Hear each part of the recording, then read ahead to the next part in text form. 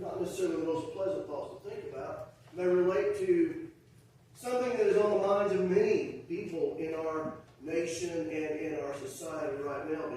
Bill even alluded to it in his prayer this morning.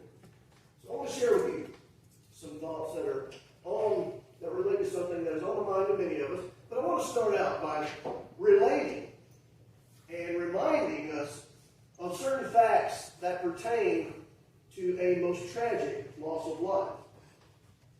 A man was taken into custody by agents acting on behalf of the government. To the best of my knowledge, the criminal activity of which he was accused that caused him to be arrested was never established. I'm saying that I have not heard any reliable source declare that he was actually guilty of the thing that he had been taken into custody for. Actually, by all accounts that I've heard, this person was a pretty good guy. Certainly, like anyone else, he had enemies. But by all accounts, from those who knew him best, he was a good man. But he was arrested. And all indications are that he did not resist arrest or in any way try to make it difficult for those arresting him to do so. He was arrested and he was abused. And as I think about the scene surrounding his death, and as I visualize it in my mind, it is something that is terribly unpleasant to think about. Ultimately, he was restrained in such a way in which it was a way in which that was known to cause asphyxiation. And he died. He died as a result. By all accounts, it was a terrible way to die. And every indication is that it should not have happened. He was treated unfairly. He was killed unjustly. Oh, as many of you may be aware by now, there were three notable words that this man spoke in the final moments before he died. Three words that have come to be associated with this man and his death. Those three words, you know them. It is finished. By now, most of us are aware of the tragic case of George Floyd up in Minnesota. And I want to acknowledge up front, I don't know all the details of the case. I wasn't there. I do want to make that point up front. But it does have every appearance that this case was a massive tragedy. And perhaps even a case of injustice taking place. You know, even if it turns out, like I said, I don't know that I've heard anything confirming that he did what they arrested him for. But even if it turns out that he was guilty of that for which he was arrested, I think most everyone, especially most everyone in this nation, knows that the way he died is not the way justice and punishment is to be distributed. It's written in this nation's Constitution. The Fifth Amendment, part of the Bill of Rights. No person shall be deprived of life, liberty, or property without due process of law. I think that's a good thing. Even if I knew for a fact that someone did commit a crime, I would want that right respected and observed because I would want it observed if somebody accused me of something. So I'm certainly bothered, like many people, by what appears to be an injustice. And I'm certain, in light of things that I've already mentioned this morning and things that we know that are going on, we're going to be hearing a lot about this very sad incident for a long time to come. That could turn out to be a good thing. I mean, you never know what good can come from something like this and maybe bring about some improvements that we need in our society. But as tragic and as unjust as we may feel the death of George Floyd was, honestly, how can anything, any wrong or injustice ever committed, even begin to compare with the great injustice that was committed at Calvary? When the only truly innocent man who ever lived, not just not guilty, as we say in our courts of law, but actually innocent, the only truly innocent man who ever lived was intentionally put to death in an agonizing way by his enemies. And I'm aware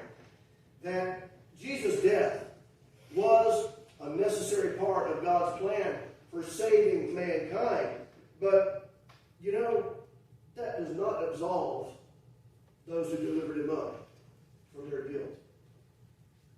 On the night of his arrest, Jesus in Matthew chapter 26 and verse 24 stated, "The Son of Man goes just as it is written of him.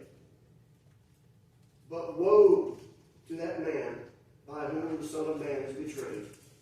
It would have been good for him if he had not been born." Well, I can acknowledge certainly that good things have come from Jesus' death.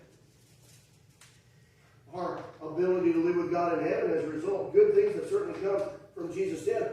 But from this passage in Matthew, as well as others that we could cite, it seems clear that the Lord will not fail to hold responsible those whose unjust actions intentionally resulted in the death of the innocent Son of God. That was an injustice. It wasn't the first one, and it wasn't the last one, as we know. The existence of wrong and injustice in this world and in this life is simply a fact of life for every one of us. Now, where George Floyd is concerned, I do not believe that it was anyone's intent that he died. But it does seem that mistakes were made, and perhaps precautions were neglected that contributed to the very sad conclusion to that episode. And I assume and I hope that all the relevant facts will come out as the officers involved will receive their due process of law. And I hope and I assume that justice will be served in the case, whatever form is appropriate, whatever form of justice is appropriate under the laws of this land and given the circumstances. I'm not a lawyer, and I don't know all the details, so I can't really say what that would be. But my purpose this morning really is not so much to talk about legal issues, or even the news of the day, or even to try to deal with the racial issues that beset our society. Quite frankly, I think that can really be taken care of if we just listen to the words of the man from Nazareth. "Whatsoever you would that men should do unto you, do ye even so unto them."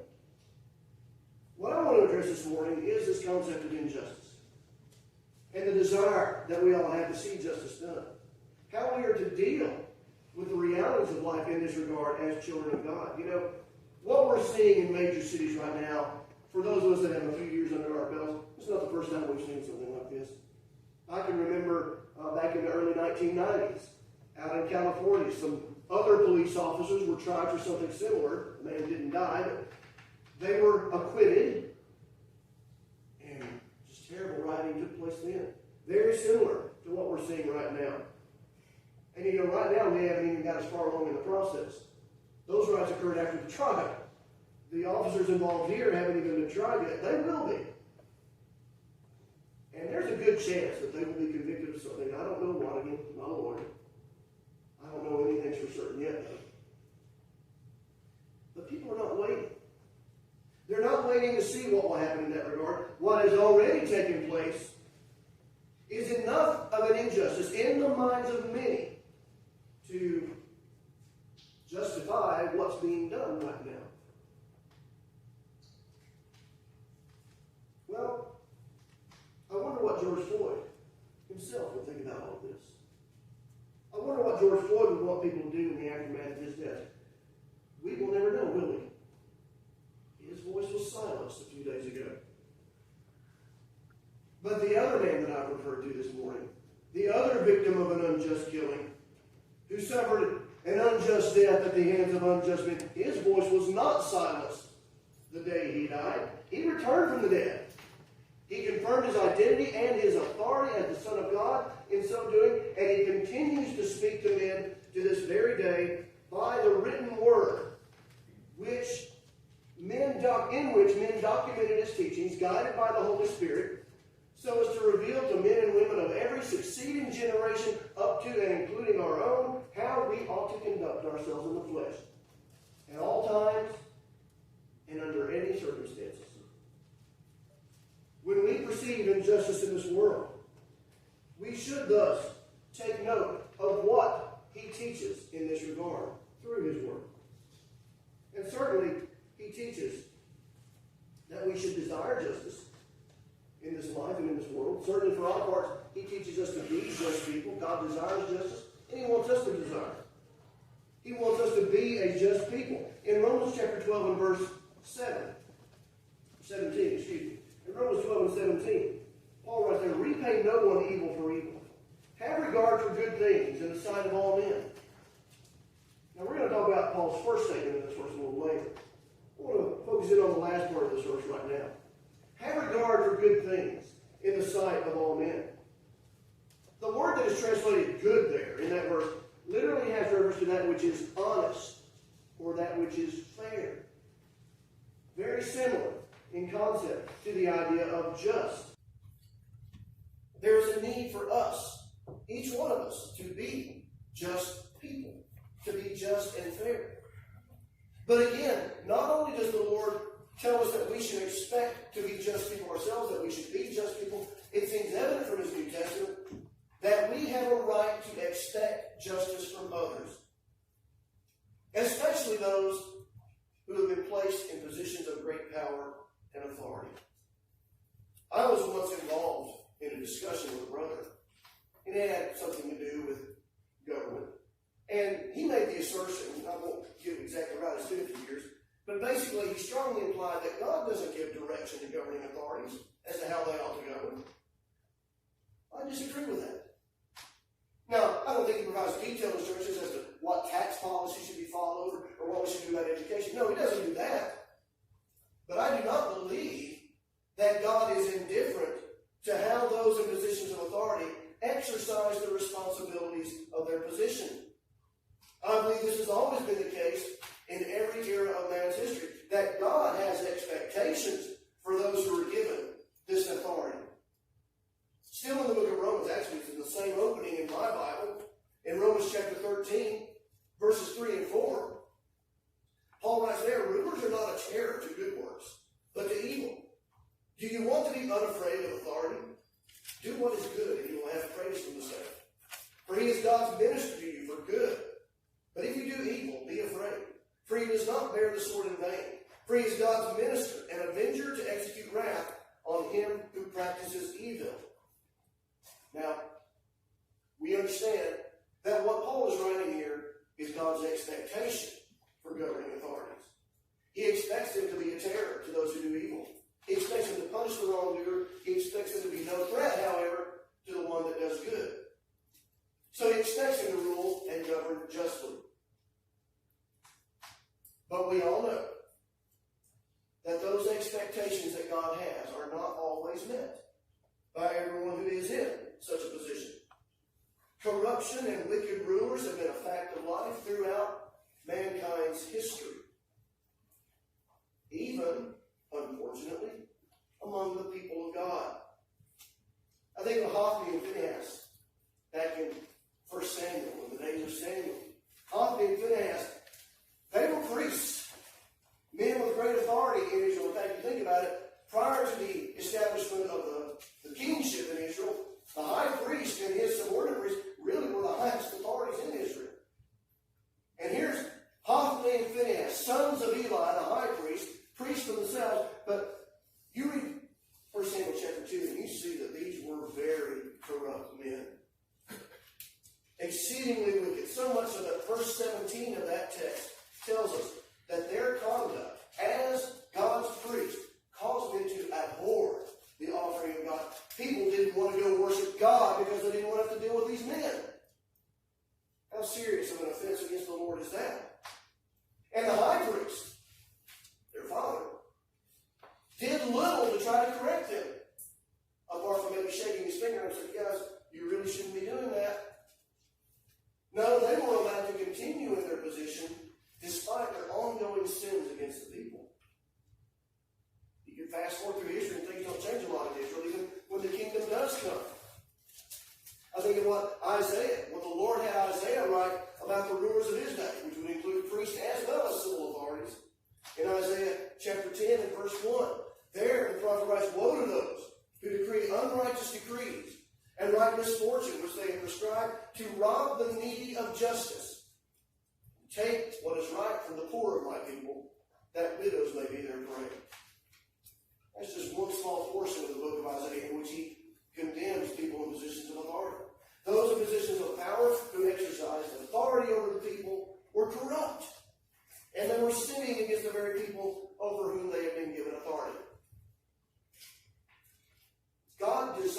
expected them to do better than that. And he was aware that they were not. The people had a right to expect better from their rulers, a right to expect justice and righteousness, and they had a right to expect that justice would be exercised against the corrupt rulers. Now it was. That's one thing to remember. If you're familiar, for example, with the account of Hophni and Phinehas, as the saying goes, they got theirs. They fell in battle against the Philistines, and even their father, who did not exercise his office as he should have, when he received news of their death, he died as well. Those people in positions of power in Israel in Isaiah's day, the Assyrians came, didn't they? They overran the kingdom and scattered that tribe throughout the world. Scattered those tribes throughout the world. God has always given all people, whether they are common folk like you and me or people of great standing, he's always given them time and opportunity to clean up their act when they weren't acting like they would, when they were acting like they shouldn't. But when those in such positions, and that's really what we're focusing on, when those in such positions would not voluntarily clean up their act, after they had had time to do so, God did take matters into his own hands, and he always will do that, I believe. There's a fact about God. And his relationship to earthly rulers. I think that remains true today, that all earthly rulers would do well to remember. And really all of us would do well to remember as well, as we deal with dissatisfaction on our part sometimes with our leaders. But I'm thinking about what the Lord told the great king Nebuchadnezzar in Daniel chapter 4, verse 32. When Nebuchadnezzar was lifted up with such pride, there he was told the Most High rules in the kingdom of men and gives it to whomever he chooses. And right about then, he just worked for Nebuchadnezzar, remember? Rulers. And those who act on behalf of rulers would do well to remember that the authority and the power that they've been given ultimately has come to them from above. Isn't that what Jesus told Pilate at his trial? And so we have a right to expect justice and righteousness from those in authority. We have a right to look for such. Those who possess such authorities we are speaking of would fall into that category that Jesus spoke of in Luke chapter 12 when he talked about to whom much has been given, much will be required. I believe they fall into that category. We know, as children of God, we believe that God will deal with injustice. I believe that with all my heart. But we grow impatient sometimes. When we grow impatient, we need to remember that God will set such things right. But we must also remember he will do this on his own timetable and not ours. He may not act as quickly as we might like him to act sometimes. I think of that vision John had in Revelation chapter 6. When he saw those souls that had been slain for the faith under the altar, crying out to the Lord for vengeance. And it's clear they wanted vengeance right now. How long are you going to make us wait, O Lord? You remember what they were told? Verse 11, Revelation chapter 6 and verse 11, they were told that they should wait and rest a little while longer. God was going to do something, but he was going to do it on his schedule. He always does. And for that matter, he may not do what we think ought to be done. Not only will he act on his own schedule, but he will do what he thinks best and not what we think best. The prophet Habakkuk. Now there was a righteous man who was vexed by the unrighteousness in his society. He saw injustice in Israel and in Judah, and he saw unrighteousness abounding, and he cried out to the Lord, when are you going to do something about it? Why don't you do something about it? And God told Habakkuk, I'm going to do something about it. And then he told Habakkuk what he was going to do about it. He was going to allow the Chaldeans, the Babylonians, to come in and overrun the kingdom and plunder the kingdom. And Habakkuk's initial response to that news was not one of joy and contentment that God was going to have his justice. No. That's not the way Habakkuk wanted God to solve this problem. But he eventually remembered at the end of his little book that all will be well as long as he continues to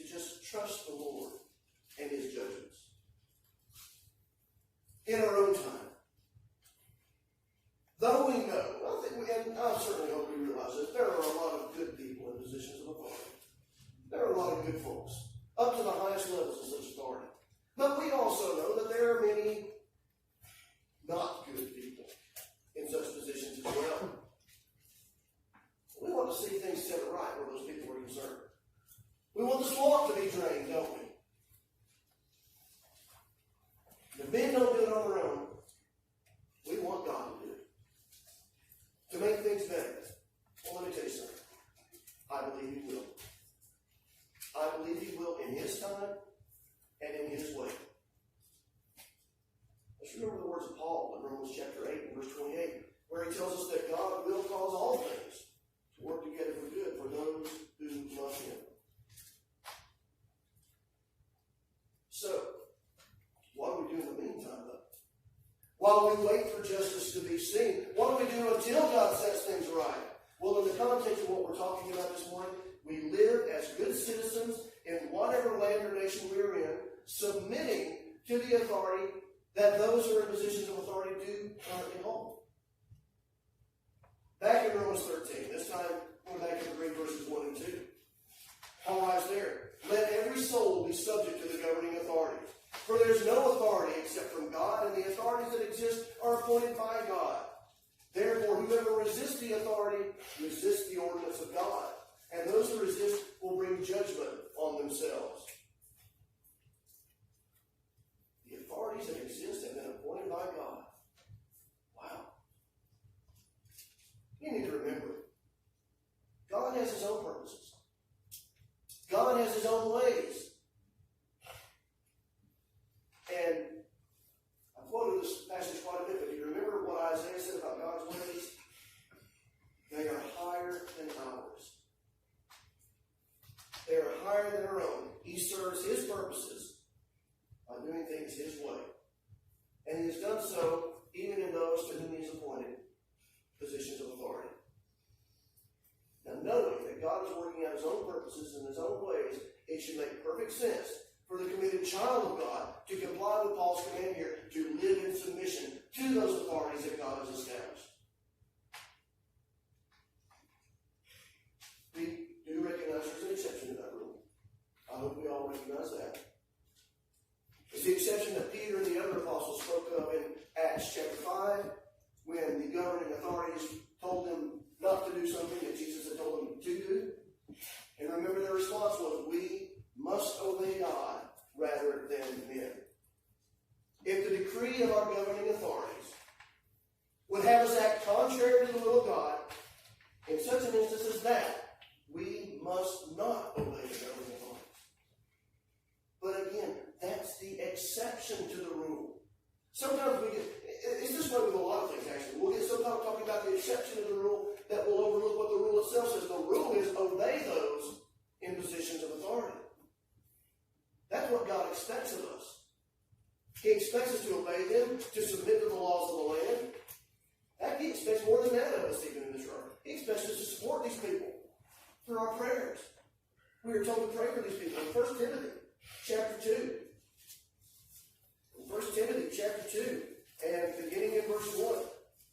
Remember what Paul writes there. "Therefore I exhort first of all that supplications, prayers, intercessions, and giving of thanks be made for all men, for kings, and all who are in authority, that we may lead a quiet and peaceable life in all godliness and reverence. For this is good and acceptable in the sight of God our Savior." God expects us to pray for these people. Even the corrupt ones. Even if the government that they run is against us. Do you remember what government ruled the world at the time God had Paul write these words? A government that openly persecuted Christians, put them to death. I mean, things may be pretty bad in some areas of our government. I dare say they're really not any worse than they were in the government that Paul was living under at the time that he wrote these words. There's something else that I think of along these lines. I think of the need to pray for those in positions of authority. There's a gentleman down in Alabama who I grew up around. Actually, my grew up with, and they did a lot of things together. I grew up with his younger brother. Our families used to vacation together over here in the mountains when I was growing up. Every year we'd come up with that family. The man I'm thinking of is now an active member and a deacon at the congregation where I grew up, the congregation where I was baptized. And he's a high-ranking government official. He's the chief of police in the city that I grew up in, a city about the size of Knoxville. I'm not telling you just to name drop. I haven't even dropped his name out.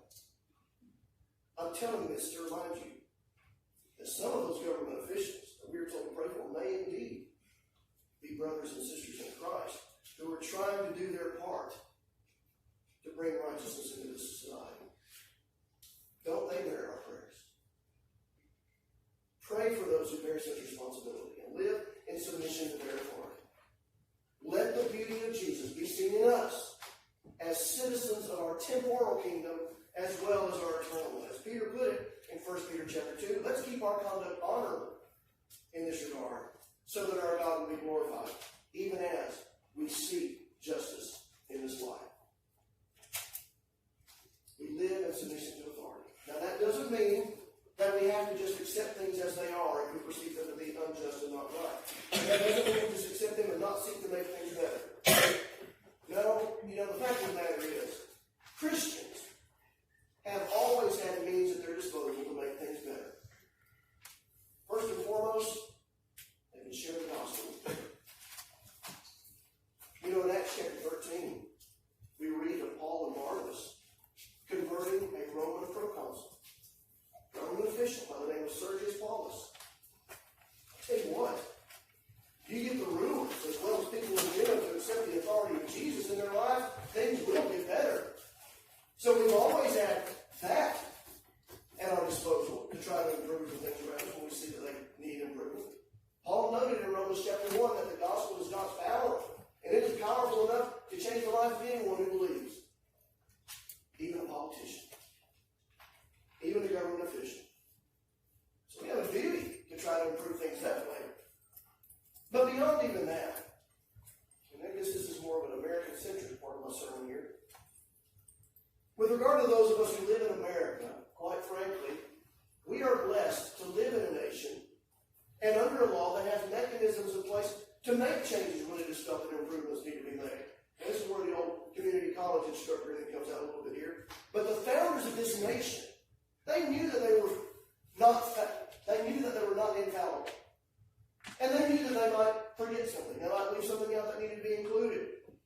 And so the system they created included provisions for changes to take place when necessary. The highest civil law in this land, the Constitution, includes instructions on how to change the highest civil law in this land. And it gives its citizens, including the Christians, the ability to bring about that change. We have no excuse, therefore, to act outside the law as we try to exercise such change when we see it as necessary. We that live in this country live in a nation where we possess rights, recognized by the government, the exercise of which we can use to make improvements that need to be made.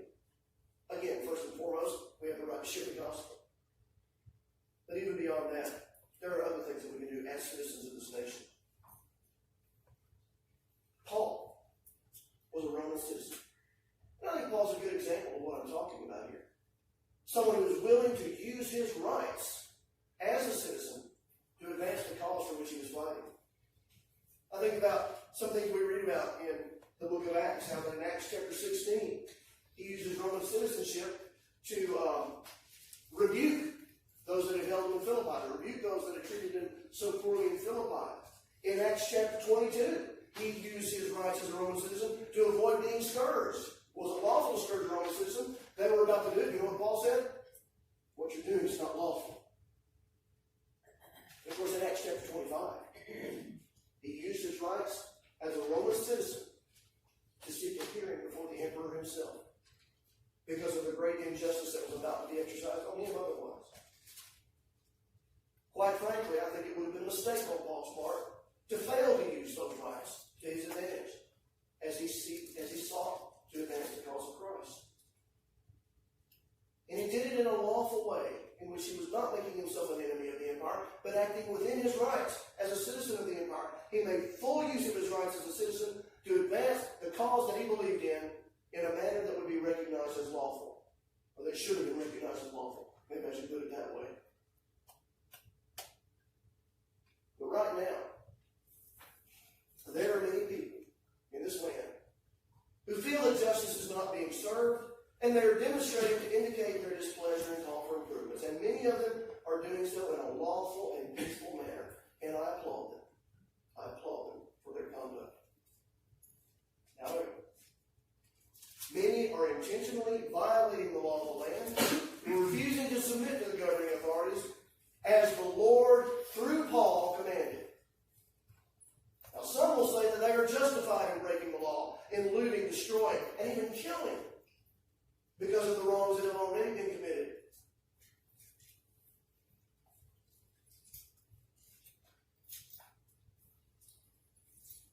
You do not have the right.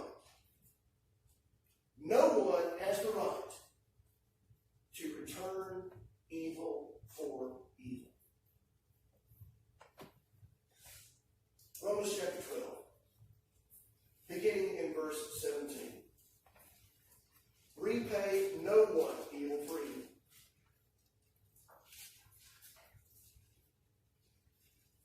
Have regard for good things in the sight of all men. If it is possible, as much as depends on you, live peaceably with all men. Beloved, do not avenge yourselves, but rather give place to wrath.